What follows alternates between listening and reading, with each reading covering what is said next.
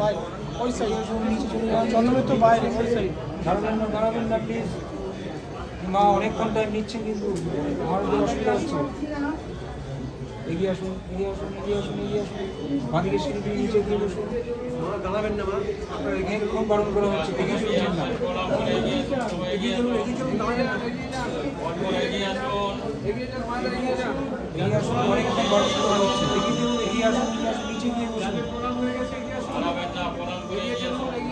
মা এগিয়ে চলুন, এগিয়ে আসুন এগিয়ে আসুন নিচে হবে না। কেউ দাঁড়াবেন না, জোর হবে না, নিচু হবেন না, ধর্মগত জোর হবে না, দাঁড়াবেন না। নিচে গিয়ে বসুন।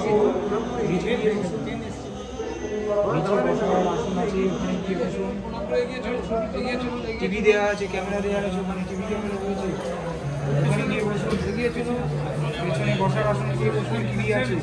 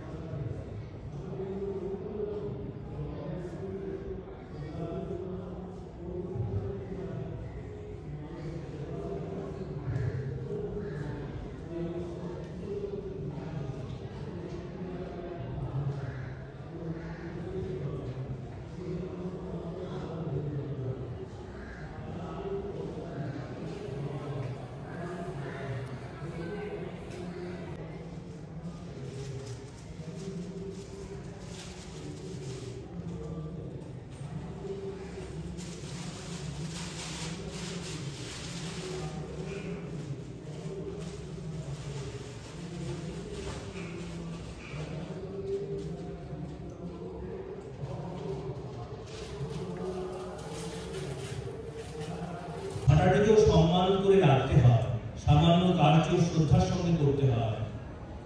মা আরো বলছেন, যার যা প্রাপ্য তাকে তা দিতে হয়, কাউকে বঞ্চিত করা উচিত নয়।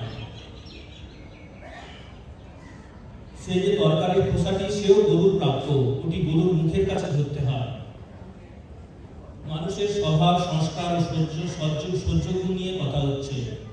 স্বামী অরূপানন্দজি মহারাজের কথায় উদ্বোধন মায়ের ঘর। 1:30টা বাজিয়াছে। দুপুরে খাওয়ার পর উপরে পান আনিতে গিয়াছি। শুনিলাম কাহার সম্বন্ধে মা বলিতেছেন, স্বভাব ছাড়িতে নারে জীবের দায় দায়, স্বভাব ছাড়িয়া ভজি তার পায়। আমি বললাম, মা এর মানে কি? মা বললেন, মানুষ স্বভাব ছাড়তে পারে না। চৈতন্যদেব বলেছিলেন, স্বভাব ছেড়ে যে আমার ভজনা করে তাকে আমি ভজনা করি। আমি বললাম, তুমি জয়রামবাটিতে এসে যে বলেছিলে স্বভাব বদলালে তো হয়, আর একদিন বললে কারো কারো প্রকৃতিটি এমন যে দেখলেই ভালোবাসতে ইচ্ছা করে, আবার কাউকে দেখলে কিরকম মনে হয়। মা বললেন, ঠিক বলেছো বাবা, তাই তো, স্বভাবেই তো সব, আর কি আছে। এক সময় মা কথার সঙ্গে সহ্যগুণ সম্বন্ধে বলছেন, পৃথিবীর মতো সহ্যগুণ চায়। পৃথিবীর পর কত রকম অত্যাচার হচ্ছে, অবাধে সব সইছে, মানুষেরও সেরকম চায়। মা একটু নবাসনের লোককে বলছেন,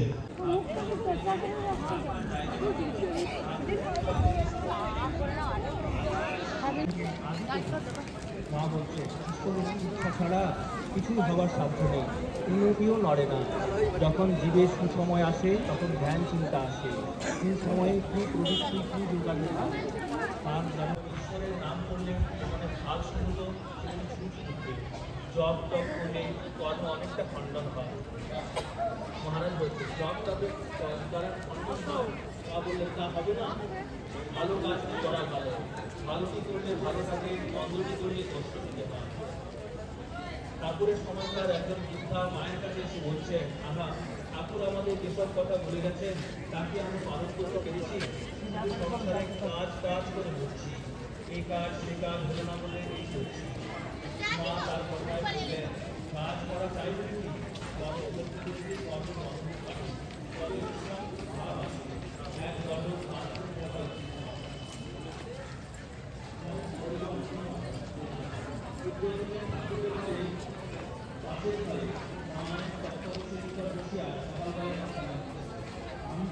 মা এই যে কেউ কেউ বলেন অফিস সুরাশ্রম হাসপাতাল পরিবেশা হিসাবটা প্রভৃতি ঠাকুরা যে করছে খুব ভালো নয়।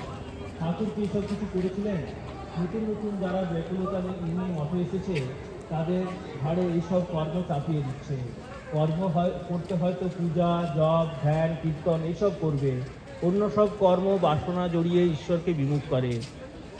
মা বলছেন তোমরা ওদের কথা শোনো না, কাজ করবে না তো সারাদিন কি নিয়ে থাকবে?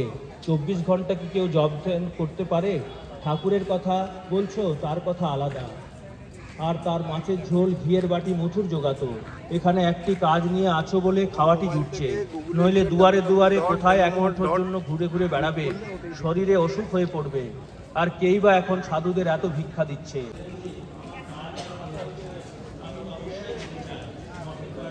যাওয়ার ইচ্ছা হবে তখন 2-1 মাস কোথাও বেরিয়ে আসবে। জনৈক ত্যাগী ভক্ত আশ্রমের কাজে ব্যস্ত থাকার জন্য নিয়মিত জপধ্যানে বিঘ্ন ঘটিতে পারে, এই কথা বলায় মা বলিলেন কাজ আর কাজ তো তারই।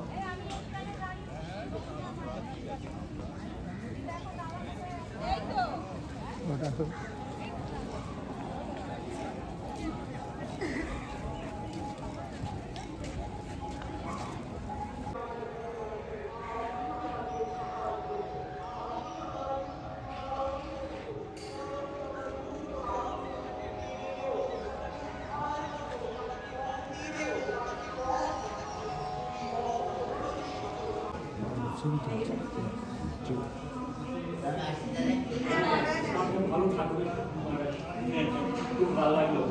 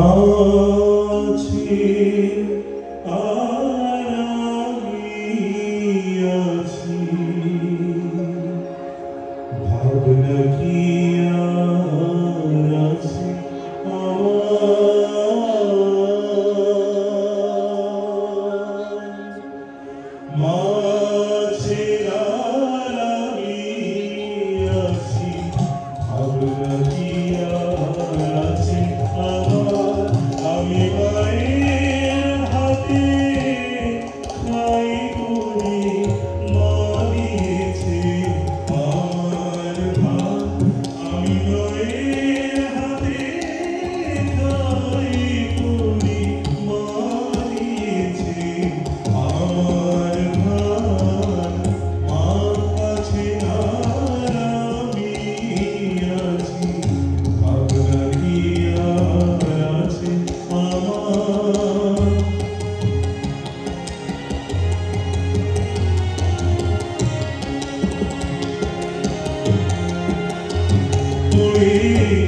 সংসার পাকে ঘোর বিপাকে যখন দেখি অন্ধকার পড়ে, সংসার পাকে ঘোর বিপাকে যখন দেখি অন্ধকার,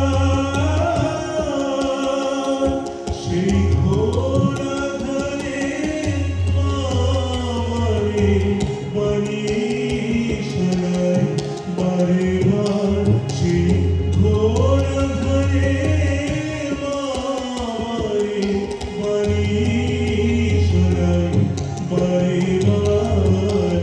মা আছি আর আমি আছি, ভাবনা কি আর আছে আমার।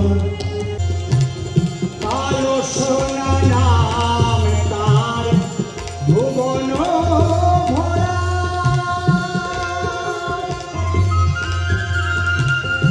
অযোধ্যায় রাম সে নদিয়ায় গোরা।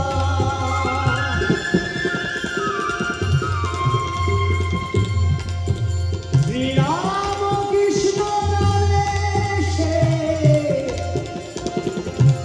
মাতাল ধারা,